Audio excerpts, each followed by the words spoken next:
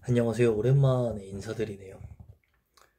현재 건강 근황은 다행스럽게도 무릎이 많이 괜찮아졌습니다. 그래서 운동을 할까 해서 1월에 10km 정도를 걸었는데 발바닥 통증이 생겼어요. 근데 이게 엄지뿔이랑 족저근막염까지 같이 아파서 지금 한 12월까지 잘 안 낫고 있어요. 병원에 다니고 있긴 한데 비슷한 것 같습니다. 인터넷에서 찾아보니까 뭐 6개월에서 길면 2년 정도 또 자연 치료 시간이 필요하다고 하고, 이 자연 치료는 사실 연골연화증을 지금 한 4년 이상 겪으면서 시간밖에 답이 없는 걸 알고 있기 때문에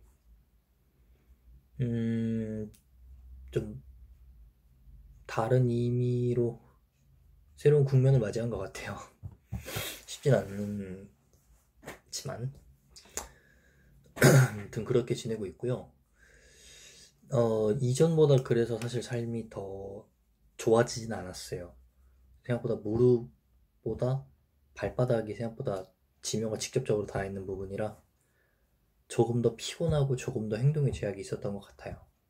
그래서 지금은 집에서 최대한 쉬면서 스트레칭 위주로 하고 있어요. 무릎 건강을 위해서 아직까지 약간 좀 지키고 있는 일상생활 중에 습관은 스트레칭을 자주 해주는 거고요. 늘 얘기하지만 스트레칭은 하체, 상체 다 해줘야 되는 것 같아요. 몸이 굳어있지 않는 게 중요해요. 특히 겨울이니까. 그 다음에 에스컬레이터나 계단 같은 거를 내려가지 않는 습관. 이거는 지금까지도 지키고 있고, 뭐 지하철을 탈 때는 거의 항상 노약자 엘리베이터를 타고 있습니다. 부끄럽지만 눈에 보이지 않지만 그게 현실이라서 최대한 그거를 사용하려고 하고 있어요. 그 다음에 뭐 급하게 뛰어간다거나 그런 것도 없고 천천히 걸으려고 해요. 사실 제가 성격이 좀 급해서 빨리빨리 걷는 습관이 있는데 이 습관 때문에 발바닥도 좀 아픈 것 같아서 무릎이랑 발바닥을 두 가지 고치기 위해 천천히 걷는 습관도 연습하고 있습니다. 최근에 일상생활을 하면서 무릎에 가장 부담을 느낀 자세로는 첫 번째는 바닥에 엎드려 있는 거고요. 두 번째는 이렇게 발을 펼 수 없는 공간에 오래 앉아 있는 겁니다. 침대에 엎드려서 보통 핸드폰을 많이 하잖아요, 저희가. 의자에 앉아 있으면은 또 무릎이 아프기도 하고, 침대에 이렇게 가만히 니은자로 앉아 있다 보면 또 허리도 아프고 자세도 불편하고 그러니까 정자세로 눕거나 엎드려야 되는데, 정자세로 누우면은 또 책도 떨어뜨리고 막 그러다 보니까 자연스럽게 눕게 됩니다. 근데 누워 있으면 이 무릎 관절 슬개골이 이렇게 무릎에 이렇게, 이게 무릎이라고 치면 누워 있으면 이게 바닥에 이렇게 닿아요. 그래서 얘가 시간이 지나면 많이 아프더라고요. 저는 요새 그래서 한 10분 이상 누워 있으면 바로 무릎이 아프더라고요. 그래서 침대는 그나마 괜찮은데 특히 바닥이 심해요. 음, 그래서 이거는 꼭 엎드려서 그러니까 누워 있는데 괜찮다고 지금 생각을 해도 시간이 지나서 데미지가 누적이 되면 저처럼 아예 눕지도 못할 수도 있으니까 이런 습관이 있으면 당장 고치시는 것을 우선 추천합니다. 아니, 추천이 아니라 고치세요. 그 다음에 이렇게 좁은 공간에 앉아있는 것들은 한두 시간은 괜찮아요. 제가 이번에 부산 여행 갔다 오면서 비행기도 타보고 뭐 그래서 괜찮았는데 확실히 그런 거, 그러니까 영화관도 괜찮았는데 제가 최근에 독서실에서 한 5시간, 4시간을 이렇게 한 2주 정도 있었는데 그때 되게 좁았거든요. 좁아가지고 발도 못 움직이고 막 발 밑에 이렇게 발 받침대 깔려있고 그랬는데 거기 있다 보니까 확실히 무릎이 너무 많이 아팠어요. 그거 하고 거의 한 달? 2주를 그러고 있는데 2주를 그랬는데 한 달이 아픈 걸 보고 확실히 그러니까 앞에가 이렇게 닫혀 있고 좁은 공간에 오래 이렇게 발이 고정되어 있으면 되게 무릎에 안 좋구나라는 생각이 좀 많이 들었어요. 그래서 그 자세도 피해 주셨으면 좋겠습니다. 그리고 제가 발바닥이 아프다 보니까 아무래도 걷는 자세도 좀 불안정해지면서 무릎도 아프더라고요. 발바닥이 이렇게 전체적으로 닿아야 되는데 제가 뿌리 쪽이 아프다 보니까 엄지발가락 약간 좀 날로 걷고 그래서 오히려 날도 힘들고 날로 걷다 보면은 무릎도 약간 좀 팔자걸음처럼 걷게 하게 되고 그래서 네 무릎도 같이 아파서 지팡이를 샀어요. 좀 슬프긴 한데 지금 상황에서 좀 더 무릎에 데미지를 주지 않고 이겨낼 수 있는 방법은 아무래도 현실적으로 생각해 봤을 때 차가 없다면 지팡이밖에 없으니까 일단은 그거를 사서 지팡이를 지금 짚고 다니고 있습니다. 대신에 최대한 지팡이의 힘을 빌리지 않으려고 해요. 무릎 보호대랑 똑같다고 생각을 해서 계속 의지하게 되면 계속 약해지거나 그리고 지팡이를 써보니까 안 좋은 점이 내 평소 걷는 자세랑 많이 다르게 좀 틀어져요.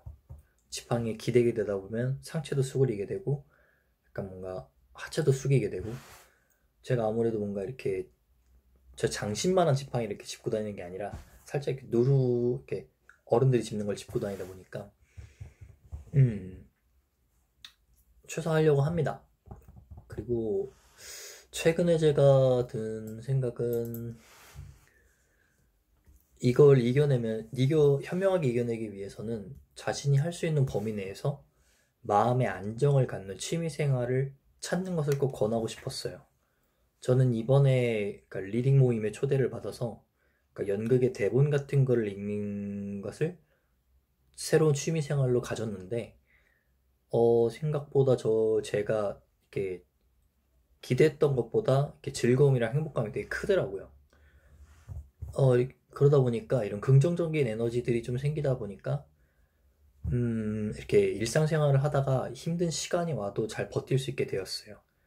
뭐 사실 지팡이를 산다는 것도 옛날 같았으면은 또 아프니까 뭐 쉬어야지 찜질하면 낫겠지 병원에 가야 해서 뭐 치료받으면 언젠가 낫겠지 약간 막연하게 했던 생각들을 조금 더 객관적으로 돌아보고 좀 더 현명하게 판단할 수 있는 그런 에너지가 된 것 같아요.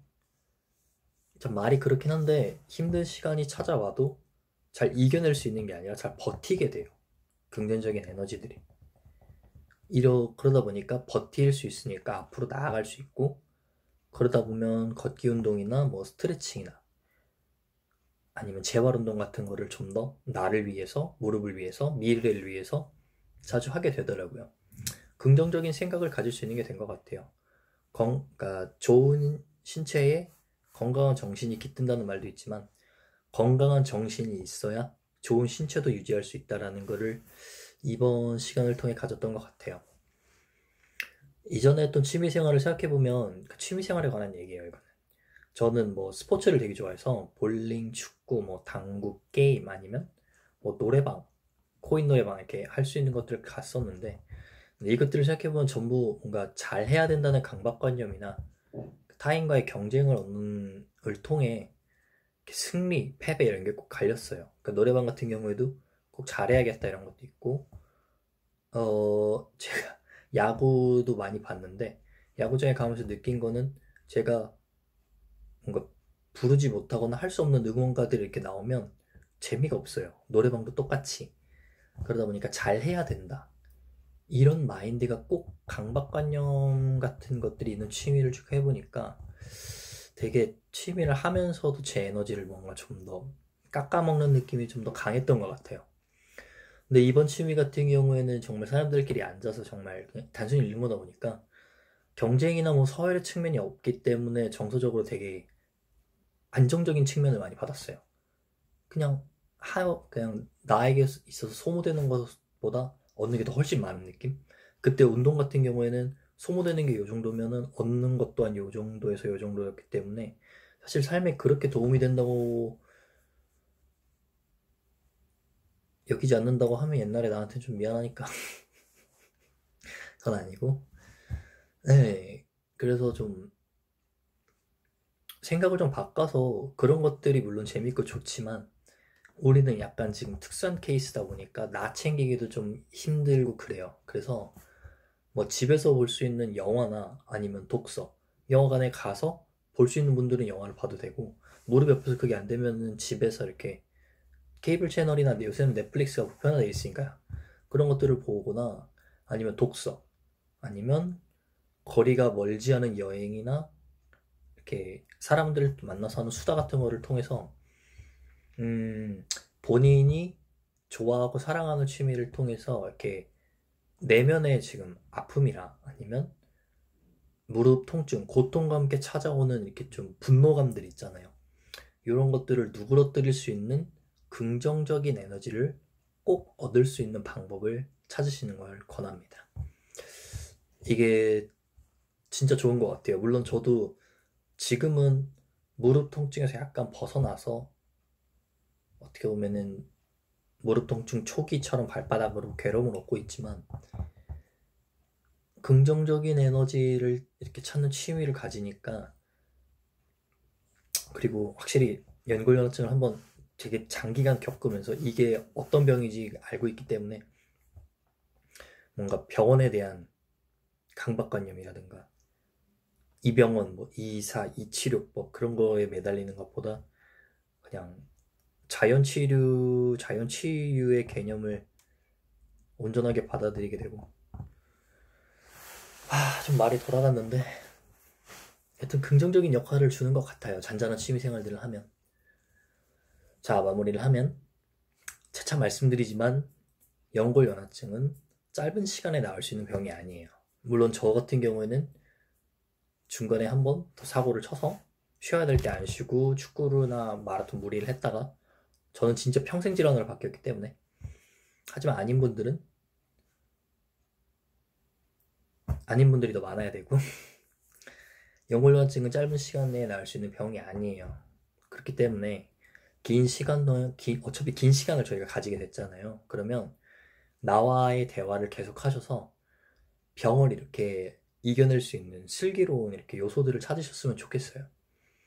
사실 저 같은 경우에도 이 유튜브를 시작한 게 처음에는 정보 전달의 목적이었는데, 그게 나중에는 제가 같은 사연을 가진 사람들이 이렇게 많고 저와 이렇게 대화해 주시고 정보도 공유해 주시고 나는 이렇다, 그래서 저는 이렇다, 이렇게 얘기 커뮤니케이션을 통해서 저는 언젠가부터 이게 유튜브가 정보 전달이 아니라 제 약간 힐링의 수단으로 바뀌었던 것 같아요.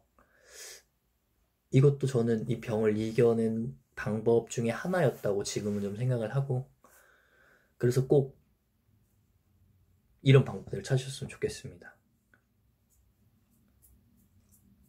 본인을 위해서, 미래를 위해서, 그리고 이거를 지켜보는 가족들을 위해서도, 그리고 저도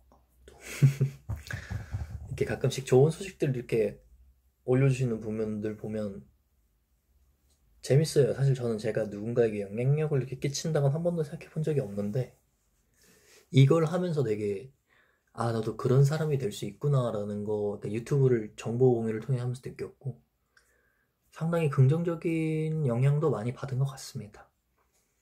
그래서 저도 어떻게 보면 옛날보다는 더 많이 정신적으로 건강해졌고 성숙해졌기 때문에 이런 말씀을 또 들을 수 있는 것 같고요. 분명히 한 5분짜리 대본이었는데 또 살이 붙어가지고 15분이 됐는데, 한 해 마무리 잘 하셨으면 좋겠고, 궁금한 건 항상 여쭤보시면 제가 제 아는 선에서 대답을 해드리겠습니다. 감사합니다.